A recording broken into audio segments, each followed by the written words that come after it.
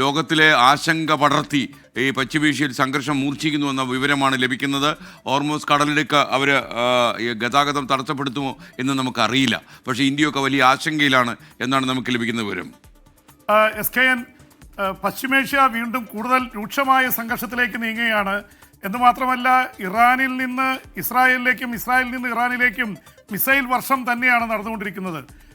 Israel പോർ വിമാനങ്ങളും ballistic മിസൈലുകളുമായിട്ടാണ് ആക്രമിക്കുന്നത്.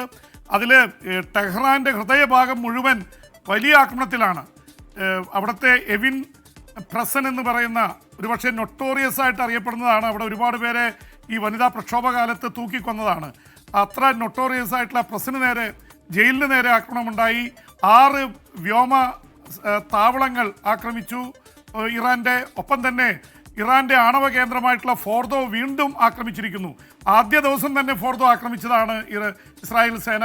പിന്നീട് അമേരിക്ക വന്ന് B-2 ബോംബർ വിമാനങ്ങൾ വഴി GBU-57 എന്ന ബങ്കർ ബസ്റ്റർ ബോംബുകൾ വർഷിച്ചു. ഇപ്പോൾ അത് ഫോർദോയിലേക്ക് വീണ്ടും ആക്രമണം നടത്തിയിരിക്കുന്നു ഇസ്രായേൽ. എന്ന് മാത്രമല്ല, അവിടുത്തെ IRGCയുടെ റവല്യൂഷണറി ഗാർഡ്സിൻ്റെ ആസ്ഥാന മന്ദിരം തകർത്തിട്ടുണ്ട്. മരണസംഖ്യ 1000-ലേറെയായതായി അനൗദ്യോഗിക റിപ്പോർട്ടുകൾ പറയുന്നു. പക്ഷേ ഇറാൻ ഏതാണ്ട് 500-നടുത്ത് ആൾക്കാർ കൊല്ലപ്പെട്ടതായിട്ടാണ് പറഞ്ഞിരിക്കുന്നത്. ഇസ്രായേലിനെ സംബന്ധിച്ചിടത്തോളം ഇസ്രായേലിലെ ടെല്ലവീവിൻ്റെ 1/3 വാസയോഗ്യമല്ല എന്നുള്ള തരത്തിൽ റിപ്പോർട്ടുകൾ വരുന്നുണ്ട്. ആ തരത്തിലാണ് ഇറാൻ്റെ ബാലിസ്റ്റിക് മിസൈലുകൾ പാഞ്ഞുകൊണ്ടിരുന്നത്. ഇന്നത്തെ ദിവസം വ്യത്യാസമുള്ളത് SKN, ഇറാൻ പുലർച്ചെ 3 മണിക്കൊന്ന്, പിന്നെ 6 മണിക്കൊന്ന്, ഓരോ മിസൈൽ അയക്കുമ്പോഴും മുഴുവൻ ജനങ്ങളും ബങ്കറിൽ പോകണം. അപ്പോൾ അതുകൊണ്ട് നേരത്തെ 30, 40, 100 വിട്ട സ്ഥാനത്ത് ഇപ്പോൾ ഒരെണ്ണം അയക്കും, ആൾക്കാർ മുഴുവൻ ബങ്കറിൽ പോവും, തിരിച്ചു വരുമ്പോൾ വീണ്ടും ഒരെണ്ണം അയക്കും. അങ്ങനെ കംപ്ലീറ്റ് ജനങ്ങളുടെ മൂവ്മെൻറ്റ് മുഴുവൻ ഡിസ്റപ്റ്റ് ചെയ്യുന്ന രീതിയിലാണ് കാര്യങ്ങൾ നടക്കുന്നത്. അതിൻ്റെ ഇടയിൽ വലിയൊരു സംഭവവാസമുള്ളത്, റഷ്യൻ പ്രസിഡന്റ് വ്ളാഡിമിർ പുടിനുമായി ഇറാൻ്റെ വിദേശകാര്യമന്ത്രി അബ്ബാസ് അറാക്ചി വളരെ സീരിയസ് ആയിട്ട് ഡിസ്കഷൻ നടത്തി. പുടിൻ വളരെ ശക്തമായിട്ട് അമേരിക്കയ്ക്കെതിരെ രംഗത്ത് വന്നിരിക്കുന്നു.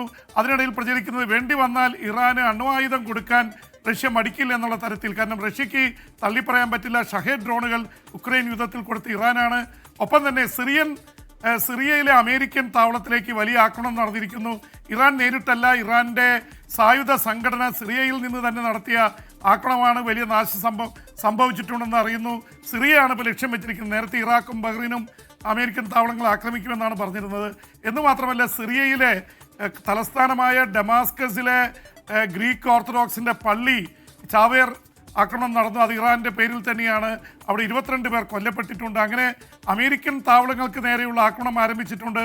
അതുപോലെ നേരത്തെ SKN ചോദിച്ച പോലെ ഹോർമോസ് കടലിടുക്ക് അടയ്ക്കാൻ ഇറാൻ പാർലമെൻറ്റ് അനുമതി നൽകി. ഇനി അത് തീരുമാനിക്കേണ്ടത് സുപ്രീം നാഷണൽ സെക്യൂരിറ്റി കൗൺസിലാണ് ഇറാൻ്റെ. അവർ തീരുമാനമെടുത്തിട്ടില്ല. അതിനിടയിൽ അങ്കലാപ്പിലായ അമേരിക്ക ചൈനയോട് പറഞ്ഞിട്ടുണ്ട്, ഇറാനോട് പറഞ്ഞ് മറ്റേ ഹോർമൂസ് കടലിടുക്ക് അടയ്ക്കുന്നത് തടയണം. അങ്ങനെ വന്ന 20% ഓയിൽ ഇമ്പോർട്ടിനെ ബാധിക്കും. Thank you.